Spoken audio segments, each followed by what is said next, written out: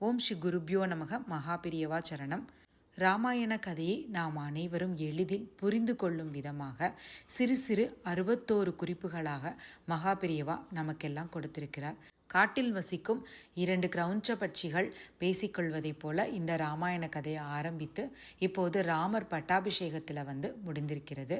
கடைசி 4 குறிப்புகளான குலகுரு வசிஷ்டர் சப்த ரிஷிகள் பல முனிவர்கள் ஆசியுடன் குலமாதர்கள் ஆசியுடன் சீதாராம பட்டாபிஷேகம் நிகழப்போகிறது. சீதாராம பட்டாபிஷேகத்திற்காக அயோத்தி நகரம் முழுவதும் தோரணங்களாலும் மாலைகளாலும் பூக்களாலும் அலங்கரிக்கப்பட்டு காணப்படுறது. மங்கள வாத்தியங்களும் நாதஸ்வரமும் பல இசைக்கருவிகளும் முழங்க மக்கள் எல்லாம் ஆரவாரத்தோடு பட்டாபிஷேகத்தை காண்பதற்காக ஓடோடி வந்துருக்கா. மிக நேர்த்தியாக அலங்கரிக்கப்பட்ட தேரை சுமந்திரர் ஓட்டி வர சீதையும் ராமனும் மர உரியையும் ஜடாமுடியையும் தவிர்த்து அலங்காரம் செய்து கொண்டு அந்த தேரில் ஏறி நந்தி கிராமத்தில் இருந்து புறப்பட்டு அயோத்தியை வந்தடைகிறார். ரிஷிகளும் முனிவர்களும் வேத மந்திரங்களை ஓத மங்களவாத்தியங்கள் இசைக்க அவர்களை வரவேற்று பரதன் தேரோட்டியாக அமர சத்ருகணன் வெண்கொற்ற குடை பிடிக்க லக்ஷ்மணன் சாமரம் வீச விபீஷணன் மற்றொரு சாமரத்தை வீச இப்படி அந்த தேரில் ராம லக்ஷ்மணர்கள் தன் சகோதரர்கள் சகிதமாக அயோத்தி மாநகரம் முழுவதும் பவனி வரா. அயோத்தி மக்கள் அனைவரும் ஆவலோடு காத்திருந்த அந்த பட்டாபிஷேக நாளும் வந்தது. இந்த பட்டாபிஷேக காட்சியை பார்ப்பதற்காகவே காத்திருந்த கைகேயையும் சுமித்திரையும் கௌசல்யையும் ராமலக்ஷ்மணர்கள் பரத சத்ருகணர்கள் சகோதரர்களாக வருவதை பார்த்து மிகுந்த சந்தோஷமடைகிறார்.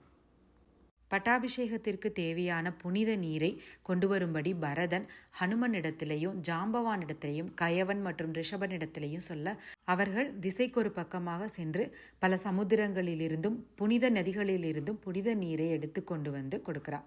மிக உயர்வான ரத்தின சிம்மாசனத்தில் ஸ்ரீராமரையும் சீத்தையும் அவர்கள் அமர வைக்க குலகுரு வசிஷ்டரோட ஆசியோட சப்த ரிஷிகளான வாமதேவர், ஜபாலி, காஷ்யபர், காத்யாயனர், கௌதமர், விஜயர் போன்ற ரிஷிகளும் வேத மந்திரங்களை சொல்ல புனித நீரூற்றி சீதாராமனுக்கு பட்டாபிஷேகம் செய்யப்பட்டது.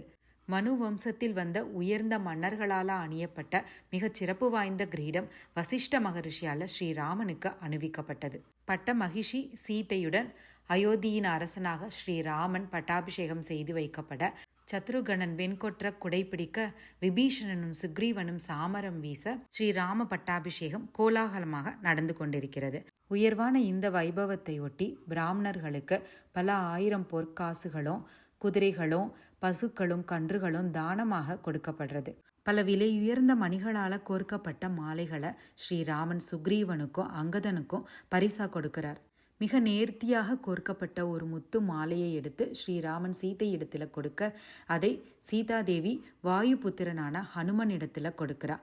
சீதை அதோடு மட்டும் இல்லாமல் தன் கழுத்தில் இருந்து மிக அழகான ஒரு ஹாரத்தை கலட்டி அதையும் வாயுபுத்திரனான ஹனுமனுக்கே பரிசாக கொடுக்கிறார். அதன் பிறகு தனக்கு உதவிய அனைத்து வானர வீரர்களுக்கும் முதன்மை வானர அமைச்சர்களுக்கும் பரிசுகளை வழங்குகிறார் ஸ்ரீராமன்.